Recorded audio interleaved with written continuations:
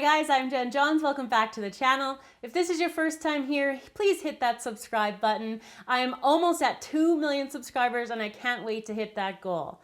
Now, a couple weeks ago, I was at a local market and I was able to find some homemade fresh honey. Now, I wanted to make something super special with it, so here's what I came up with.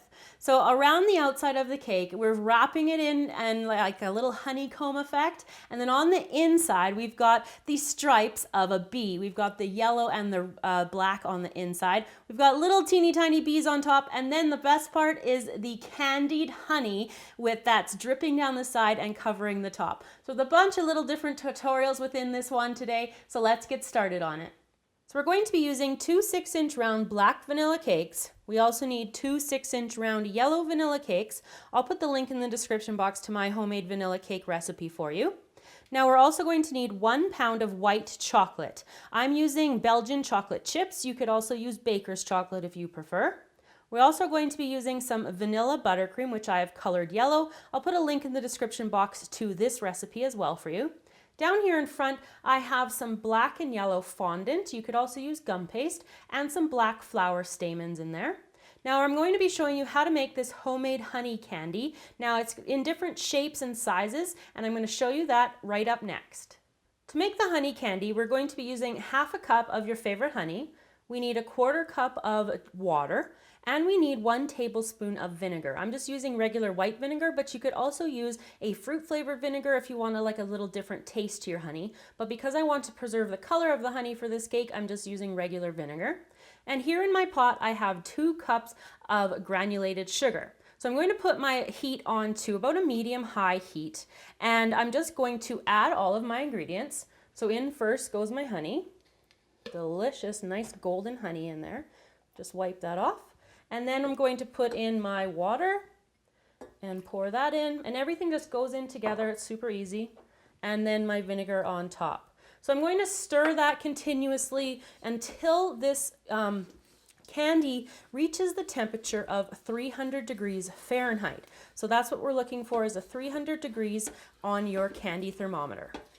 Once your honey has come to a temperature here, we wanted 300 degrees Fahrenheit, I'm going to turn the temperature off and then just take a large spoonful of the honey mixture, and then I'm just going to kind of draw like big drips of honey. You can draw whatever kind of shapes that you want to, that you're going to want on top of your cake here. So I've got, and what I'm doing here is I've got it on a silicone mat because this is extremely hot. You want to make sure that you're being really careful with this. You don't want to touch it at all.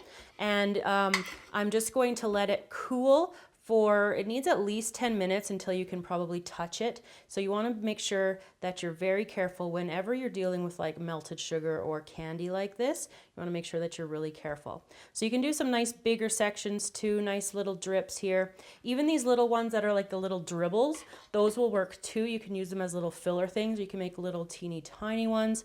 If you want to have like just candies that you would just like lozenges that you would just suck on, you can use that too. Kind of make them into that shape, and they're nice for that as well. So I'm just going to finish off pouring these, and then I'm going to let them cool completely, and then I will be back for the next step. So I've taken my 4 cakes total and I've sliced each of them in half, and you're going to need 3 of each of the colors. I've got my first black piece of the cake attached here to my cake board, and I'm just going to take my yellow buttercream and I'm just going to use a piping bag here to get it on here like that. And then I'm just, with an offset spatula, just spread that on in between this, on top of this black layer. And then I'm going to put the yellow layer up on top of it, like that. And then we're going to repeat with the buttercream. And I'm going to repeat all of the cake layers until I get all of them up here into the cake. And the cake is going to be about 6 inches in height total. So it's like 6 inches round and 6 inches in height. Once you have the cake stacked, we're going to add some more buttercream to the top here, and we're going to cover the entire cake in this nice yellow buttercream. So I'm going over here, and then I'll go around the sides as well. So to make the honeycomb, we're going to be using clean, washed and dried bubble wrap. Now you want the piece of bubble wrap to be able to fit around the circumference of your cake and up to the height. So what I've got, the circumference of my cake was about 19 inches. Now I've got about 21 inches here because I want some extra to play with. And then the height of it is 7 inches here. My cake is 6, so it's going to overlap a little bit. So it will allow me to break some of the pieces off like I want to have happen. So what I'm going to do first is melt my white chocolate. I'm going to do it in the microwave at 50% power for 1-minute intervals, stirring in between each interval. Once the white chocolate is melted, it will be nice and smooth without any of those chunks anymore. And what we're going to use to color it is some candy coloring. Now I'm just digging it out of the little pot here.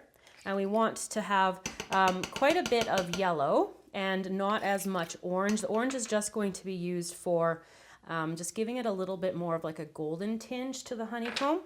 So I'm just stirring that in, and then using a toothpick, I'm just going to pop the toothpick into the orange pot and then bring that coloring over to here and just wipe that on the spatula and continue to stir until the color is nice and mixed. So I've got my bubble wrap sprayed or spread out here, and I'm going to take my chocolate that I've colored and I'm just going to run it down the center here like this.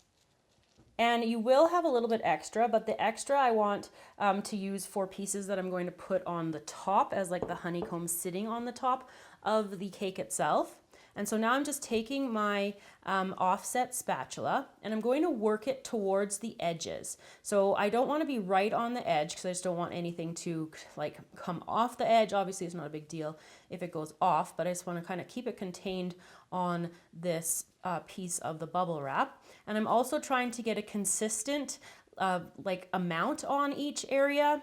And once I've got it spread all over the entire piece of bubble wrap, I'm going to have to let it sit until it kind of is, it's not quite hardened and it's still soft, but it's not anymore like tacky. You want to have it be pretty much smooth to your touch so nothing comes off when you touch it. It can take like anywhere from like, I don't know, even like 20 minutes to half an hour. I'm just working over here. So I'm going to come back to this other end and work. You can add more chocolate, and also you can transfer chocolate, like from if I have too much on this end, I can, you know, push it down to the other end. So I'm just going to continue to work at this until I've got it all spread out. Once the chocolate no longer comes up on your finger once you touch it, it's time to transfer it to the cake. So I'm just going to pick it up by the corners and then wrap it around the cake here. You want it to still be flexible and enough that you can move it around, but it's not still so wet that you can't play with it. So I've got that wrapped up there, and I'm just lining up the bottom here. And then like I told you, I have some overlap here. So I'm just going to like fold that part back, and I can use this extra stuff for pieces on the top. And I'm just pressing like right at that seam where I think that it is. And now I'm going to pop it into the fridge to solidify completely. So I'm going to show you how to make a really simple bee. What I've done is rolled out my yellow and my black, and I'm just using the top of a number 12 tip, and I need 3 different pieces of yellow here. And I've got it like probably an eighth of an inch in thickness, like that. And that one is perfect. It will stay like that. And now over to the black, and I need 2 of the black. So I'm just popping it out with a fondant tool, like that. And then I've got my stamens off to my right as well. So now what I'm going to do is line up a couple of them. So I've got the yellow there, and just want to like reshape them to be like back to what they're supposed to look like. So I'm just going to put them like that, and then reshape the yellow, put it there, like that. And then a black one in front, just reshaping, put that black one up there, like that. Now what I'm going to do now is squeeze those together, so then they're kind of stuck together a little bit better. I'm just working them between my finger, and then you can also roll them out a little bit. Now with them like that, what you can do now is take that 3rd piece of yellow and roll it into kind of like slightly a ball, not complete ball, and then you want to attach it to the front there. And if you need water, which it looks like I'm going to for that piece, I've got a little bit of water here. I'm just going to put a little bit on the head there so the head can attach like that. There we go. And then what I've done with my stamens is I've cut them up into little pieces. So I'm going to insert the ones that have like the little teeny tiny little kind of extra dot at the top. And I'm going to put those on the front of the bee for the antennas, off like that. And then in the back, I'm going to stick one of the regular pieces and just stick that in as the stinger. I'm just going to put that in. So that's how you can make a really simple little bumblebee. Once the chocolate has completely hardened, you'll be able to peel the bubble wrap away quite easily. Now this extra piece here, I'm going to save to put pieces onto the top. So if it breaks off, that's no big deal. I'm going to cut it off anyways. And then I'm just going to peel this around, just taking off all of the bubble wrap from the honeycomb here. So you want to get that off. And then I'm just going to use an X-Acto knife in order to slice this part off. I'm just using a nice sharp knife here and just going down, and I'm going to save this section here. And you can also cut off any parts of like the top that you want to, so you can take like your knife and kind of carve it down, cut little chunks out, or you can even just break them off too. It will break off like that. So I'm just going to break off a couple pieces and then get all the other things in order to put the cake together and finish it off for you. So I have all my elements here that I need to finish off the cake. So I've got one of my large pieces of the honey candy, and I'm putting it onto the top here, and I'm trying to make sure that it's kind of near this little indentation there because I want to have honey flowing off of it.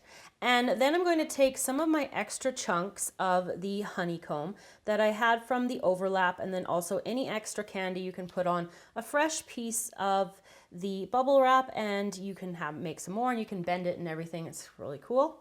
So I'm just going to put these up there. Now you can arrange the honeycomb however you want to have it look, and you can put some of the honey at the back as well. So I'm going to do that, and then I'll show you how to finish off the cake here.